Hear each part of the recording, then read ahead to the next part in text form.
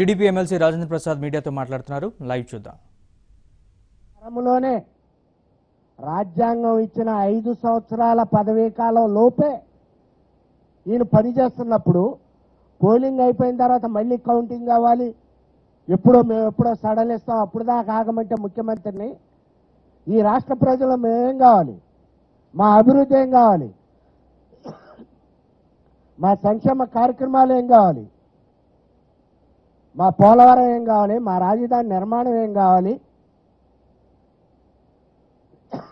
ఇది వేసవకాలం, ఇప్పుడే వేగవంతంగా పనులు జరుగుతాయి. అభివృద్ధి కార్యక్రమాలు, పోలవరం పనులు కానివ్వండి, రాజధాని నిర్మాణం పనులు కానివ్వండి, ఇంకే పనులైనా సరే ఈ టైంలోనే స్పీడ్గా నడుస్తూ ఉంటాయి.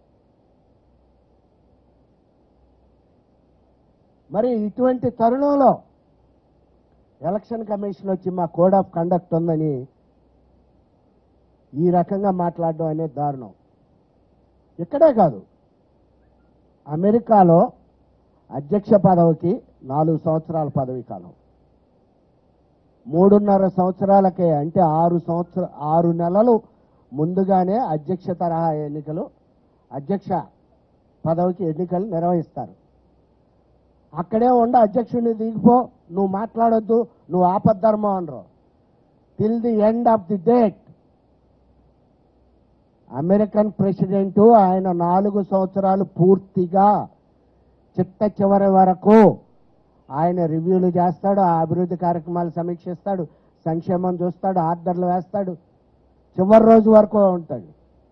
6 నెలల ముందు ఎన్నికలు జరుగుతున్నాయని, ఎలక్షన్ కోడ్ ఉందని అమెరికన్ ప్రెసిడెంట్ని పని చేయకుండా అక్కడ రాజ్యాంగం కానీ అక్కడ ఎలక్షన్ కమిషన్ కానీ ఎవరో నిలుపుదల చేయటం లేదు, నిలువరించడం లేదు. మరి ఇక్కడ కావాలని ఇలా చేస్తున్నారా? 10 రోజులు 15 రోజులు ఆ ఎలక్షన్ ఉండా, ఆ 15 రోజులు ఓకే, కాదంటలేదు మేము.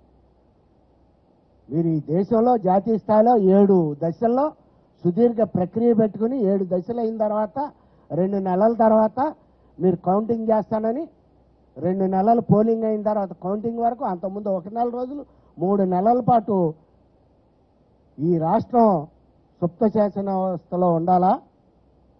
ఏమీ చేయకూడదా? మా ప్రజలు, ప్రభుత్వం, ముఖ్యమంత్రి, మంత్రులు పని పాట లేకుండా కూర్చోవాలా? ఇది చాలా తప్పు.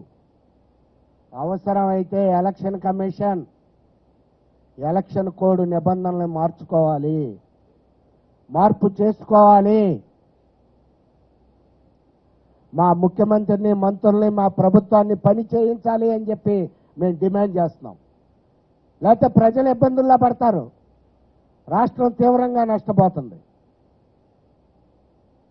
ఎలక్షన్ కమిషన్ ఇక్కడ మన రాష్ట్ర ముఖ్యమంత్రికి, మంత్రులకి, ప్రభుత్వానికి నిబంధనలు చెప్తోంది. మరి కేంద్రానికి చెప్పడం లేదే?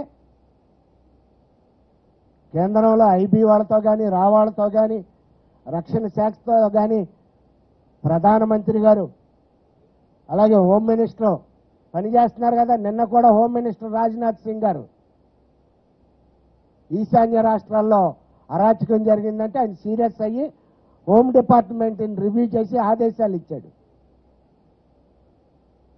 కేంద్ర ప్రభుత్వంలో హోమ్ డిపార్ట్మెంట్, హోమ్ మినిస్టర్ ఆదేశాలు జారీ చేసినప్పుడు మా హోమ్ మినిస్టర్ ఎందుకు ఆదేశాలు జారీ చేయకూడదు, ఎందుకు రివ్యూ చేయకూడదు, మా ముఖ్యమంత్రి గారు ఎందుకు పని చేయకూడదని మేము ప్రశ్నిస్తాం.